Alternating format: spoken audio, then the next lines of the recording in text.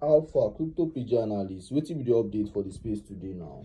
How far my people, how una dey? You know wetin dis channel dey for na to learn and to also make money. See, the update wey dey today be say before you buy any coin, try know the kind department shey you understand wey the coin dey. Wetin I mean by department, you see all dis coin wey we dey talk about, every coin get their own department. As we take get art class, commercial class, shey you understand, and we get science class. You know say for this art and commercial class, na once e get one subject, one particular subject wey say all of us dey do together. That subject na Bitcoin and Ethereum, shey you understand. So the other department, the different subject wey dem get, the same thing dey for this crypto of a thing and e dey for blockchain. Make I tell you all this department. You know say for this department we get NFT token. NFT token get your own different token separate. We get fans token, football token, they get their own token different. We get metaverse token. All this metaverse token, they get their own token different. We get memes token, which means joke token, they get their own token different. E get DeFi token.